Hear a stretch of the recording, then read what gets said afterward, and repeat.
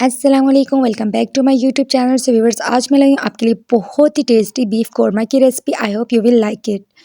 तो चलते हैं अपनी आज की रेसिपी की तरफ। सबसे पहले मैंने हाफ़ केजी मीट ले लिया और साथ में कुछ स्पाइसेस लेनी like chili powder, turmeric powder, coriander powder, curry powder, नमक, हल्दी एक्सेट्रा।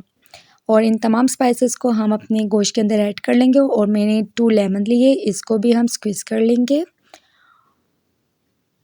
इन तमाम चीज़ों को अच्छी तरह से मिक्स करके हम इसको मैरिनेशन के लिए 10 मिनट के लिए रख लेते हैं। तो मैंने प्रेशर कुकर का इस्तेमाल किया, इसमें मैंने ऑयल डाल दिया और ऑयल के साथ ही मैं इसमें 1 मीडियम साइज़ का अनियन लिया था और इसको मैंने इस तरह से बारीक काट लिया था, इसको भी ऐड कर लेते हैं। और साथ में 1 टेबलस्पून लहसुन अदरक का पेस्ट ऐड कर लेंगे और इसे अच्छी तरह से फ्राई कर लेंगे। जैसे इसका कलर लाइट ब्राउन होगा, हम इसमें अपना मैरिनेटेड गोश्त ऐड कर लेंगे।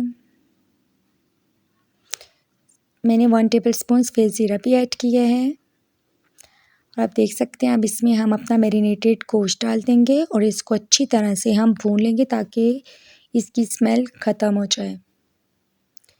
बहुत अच्छी तरह से आपने इसकी भुनाई करनी है, इसको अच्छी तरह से भून लेना है। तो इसमें मैंने 1-2 मैंने ग्रीन चिली ली थी, उसको भी मैंने उनका पेस्ट बना के इसमें ऐड कर लिया है।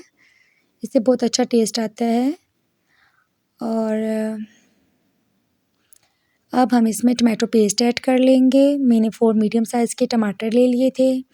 तो चलें अब इसको भी हम अच्छी तरह से भून लेंगे। जैसे ही टमाटर का पानी ड्राई होगा तो इसमें हम पानी डाल के 20 मिनट के लिए पकने के लिए रख देंगे प्रेशर कुकर में।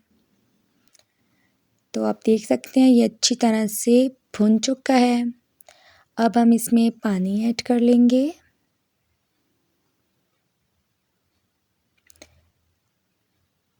तो आपने इसमें इतना ही पानी ऐड करना है कि जिसमें आपका गोश्त अच्छे से गल जाए।